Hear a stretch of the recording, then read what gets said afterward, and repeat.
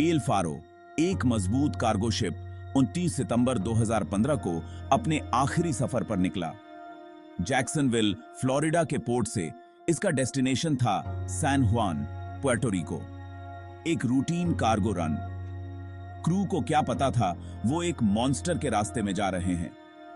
Ship का captain था Michael Davidson, एक ऐसा आदमी जिसके पास ओपन ओशन का बरसों का एक्सपीरियंस था।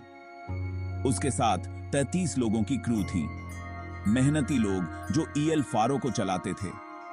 उनका कार्गो अलग अलग चीजों से भरा था, कार्स और ग्रोसरीज से लेकर रिटेल गुड्स से भरे कंटेनर्स तक। शिप पर माहौल ठीक वैसा ही रहा होगा जैसा आमतौर पर होता है, रूटीन और जर्नी खत्म होने की उम्मीद का मिश्रण। सी अभी के लिए शांत था। जैसे ही ईएल फारो दक्षिण की ओर बढ़ा, अटलांटिक ओशन में दूर हरिकेन जोआकिन ताकतवर होता जा रहा था।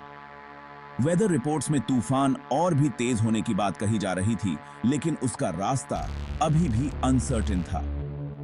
कैप्टन डेविडसन ने अपने एक्सपीरियंस और अवेलेबल इंफॉर्मेशन के आधार पर वॉयेज जारी रखने का फैसला किया। उसने तूफान से आगे निकलने का सोचा। उसे यकीन था कि वो ऐसा कर सकता है, लेकिन हरिकेन्स अनप्रेडिक्टेबल होते हैं। जोआकिन ने पहले की गई भविष्यवाणियों को धता बताते हुए अपना रास्ता बदल दिया और तेजी से इंटेंस हो गया। ये कुछ ही घंटों में एक ट्रॉपिकल स्टॉर्म से बढ़कर कैटेगरी 3 हरिकेन बन गया। तूफान का रास्ता अब सीधे ईएल फारो के प्लान्ड रूट से टकरा रहा था, जिससे शिप और उसके क्रू पर खतरा मंडराने लगा। शांति टूटने वाली थी। 1 अक्टूबर 2015 को हरिकेन जोआकिन का पूरा कहर ईएल फारो पर बरपा। इमारतों जितनी ऊंची लहरें डेक पर क्रैशिंग कर रही थीं। 100 मील प्रति घंटे से भी तेज हवा चल रही थी।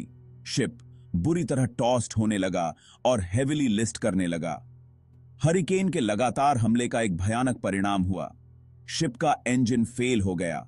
पावर के बिना ईएल फारो तूफान के रहम और कहर पर था। एड्रिफ्ट और पानी में डूबता हुआ हालात बहुत ही ज्यादा खराब होते जा रहे थे। मेडे कॉल्स भेजे गए। मदद की गुहार तेज हवा और समुद्र की लहरों में कहीं खो गई। ईएल फारो से मदद के लिए भेजे गए फ्रैंटिक कॉल्स को यूएस कोस्ट गार्ड ने सुना। मैसेजेस से एक भयावह तस्वीर सामने आई। एक शिप मुसीबत में है। एक भयानक हरिकेन ने उसे अपने कब्जे में कर लिया है और उस पर डूबने का खतरा मंडरा रहा है। कोस्ट गार्ड ने तुरंत एक बहुत बड़ा सर्च एंड रेस्क्यू ऑपरेशन शुरू किया, उन्हीं खतरनाक परिस्थितियों से लड़ते हुए जो ईएल फारो पर हावी थीं। उनकी पूरी कोशिशों के बावजूद हरिकेन ने कोस्ट गार्ड के शिप को ढूंढने की कोशिशों में बाधा डाली। तूफान का कहर, समुद्र का विशालता और ईएल फारो की लोकेशन के बारे में लिमिटेड इंफॉर्मेशन ने सर्च को समय के खिलाफ एक रेस बना दिया। हर गुजरते घंटे के साथ उम्मीदें टूटती गईं, क्योंकि तूफान का कहर जारी रहा। ईएल फारो और उसके क्रू का क्या हुआ, ये पता नहीं चल पाया।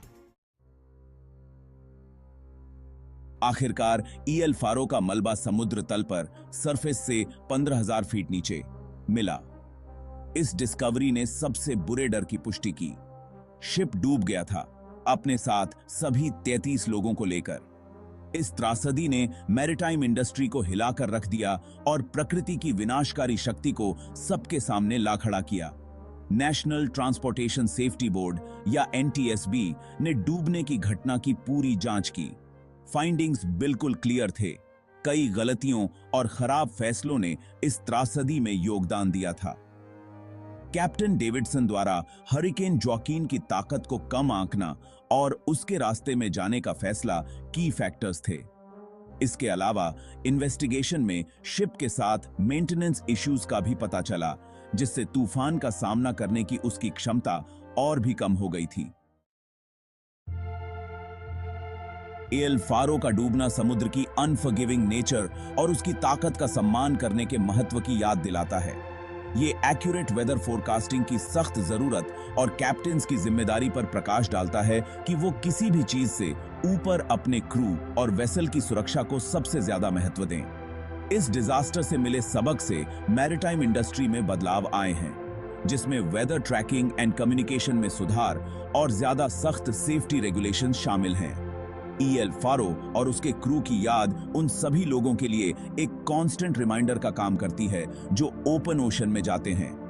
कभी भी प्रकृति की शक्ति को कम मत समझो और हमेशा सेफ्टी को सबसे ज्यादा महत्व दो।